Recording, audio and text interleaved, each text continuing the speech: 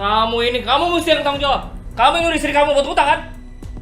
Aduh maaf Pak, belum ada uangnya Pak. Iya Pak, belum ada duitnya Pak. Pokoknya nggak mau tahu. Besok kami kesini, uangnya harus ada. Gak ada alasan. Besok kita kesini. Kalau kamu tidak bayar, kita sita semuanya. Awas ya. Ingat. Saya masuk dalam pusaran hutang. Udah pengennya tidur aja gitu, karena setiap bangun tidur saya harus berhadapan dengan debt collector. Rasanya udah nggak ada masa depan sama sekali buat saya. Jadi saya pikir saya lebih baik mati, selesai.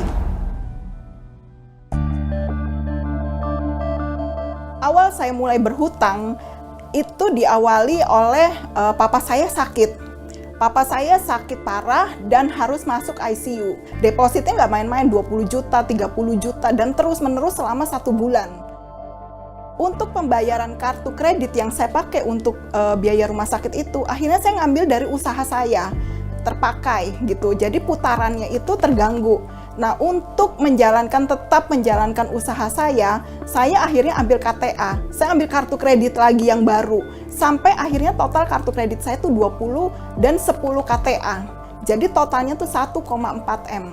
Ayo ikut saya. Pak, saya mau Kamu Pak. susah sekali. Pak, Satu kali yang paling parah, saya diseret debt collector dan di kanan kiri saya itu ada pisau.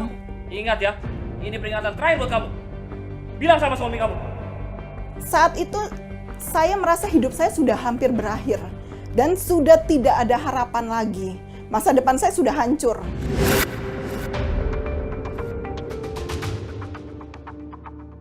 $1,4 M. Giliran kayak gini baru ngomong kamu ya? Kemarin-kemarin pas mau ngutang, gak ada ngomongnya sama aku. Kamu itu suami aku. Ini udah sebagai tugas kamu untuk nafkain aku. Alah, nafkain. Omong kosong semuanya soal nafkain. Suasana di rumah memanas.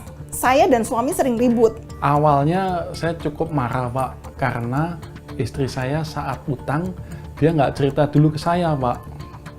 Nah berjalannya waktu, begitu debt collector mulai berdatangan, ya otomatis saya sebagai suami mau nggak mau ya terlibat Pak.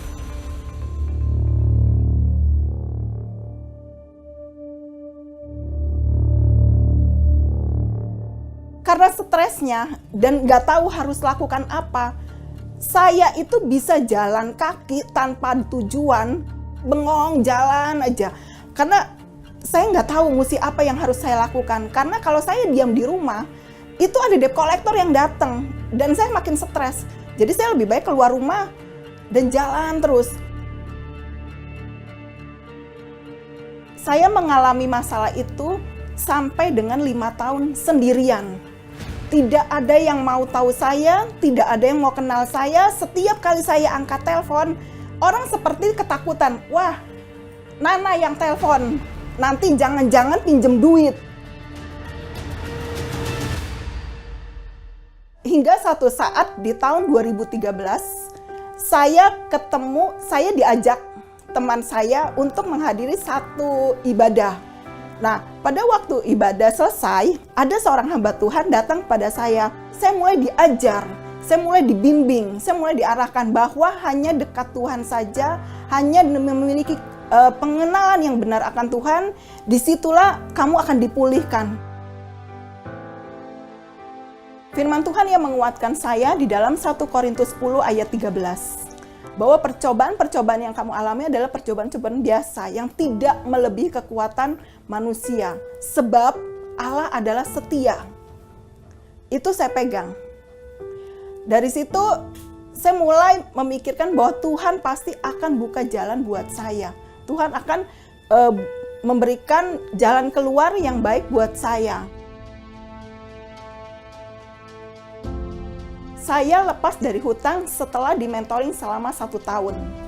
Selama 1 tahun saya dibimbing secara intens, diajarin, diarahkan, sampai istilahnya setiap ada permasalahan dalam usaha, ini gimana caranya, penyelesaiannya, saya harus lakukan apa. Akhirnya mulai diajarin, dan akhirnya kita ketemu dengan klien-klien yang secara tetap menjadi langganan kita. Dan di situ saya juga dapat pekerjaan yang lebih oke. Dalam waktu yang menurut saya singkat, kita bisa nyelesain utang sebesar 1,4 M. Saat ini saya memiliki kehidupan yang jauh lebih baik. Dulu saya waktu jalan saya nunduk karena malu. Setiap kali ngelihat seorang melihat saya, wah ini tukang utang, perempuan yang tukang utang. Tapi saat ini Tuhan angkat. Saya diizinkan untuk melayani orang-orang yang mengalami hal-hal yang saya alami.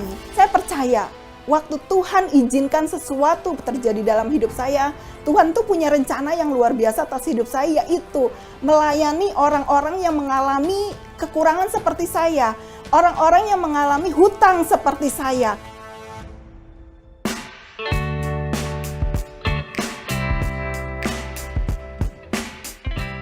Yang mengubah hidup saya, yang pertama tentang pengenalan saya akan Tuhan, dirubah total. Dididik oleh mentor saya dan saya diajar untuk punya pengenalan yang benar akan Tuhan. Yang pertama itu. Jadi waktu kita punya pengenalan akan Tuhan yang benar, pikiran kita tuh dirubah, cara pandang kita dirubah. Misalkan satu contoh, saya dulu bilang suami saya gak bisa kerja, gak bisa kasih makan. Tapi firman Tuhan bilang saya harus memberkati suami saya, menghormati suami. Dan disitulah saya mulai perkataan iman terhadap suami saya. Dan ternyata benar. Waktu saya mulai perkatakan iman, itu adalah doa. Dan suami saya mulai berubah. Di dalam pekerjaannya, di dalam usahanya, itu semua berubah.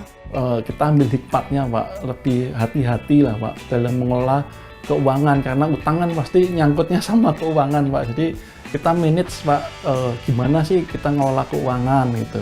Supaya jangan sampai terjerumus utang gitu Pak. Pelajaran yang saya dapat dari peristiwa yang saya alami. Yang pertama, setiap kejadian dalam hidup kita itu ada dalam pengendalian Tuhan. Tuhan tidak pernah membiarkan kita tuh sendirian. Jadi yang kedua, ada tujuan yang Tuhan mau nyatakan dalam hidup kita. Ketiga, Tuhan mau menyatakan kebesarannya dalam hidup kita. Jadi kalau kita bilang di dalam Ayub 42, bukan karena kata orang loh, saya melihat kebesaran Tuhan, tapi dengan mata kepala saya sendiri, saya melihat karya Tuhan dalam hidup saya. Itu saya mau bagikan kepada semua orang, bahwa Tuhan tidak pernah sekalipun meninggalkan kita di dalam keadaan kita apapun. Jangan pernah menyerah, tetap berjuang, punya pengenalan yang benar akan Tuhan.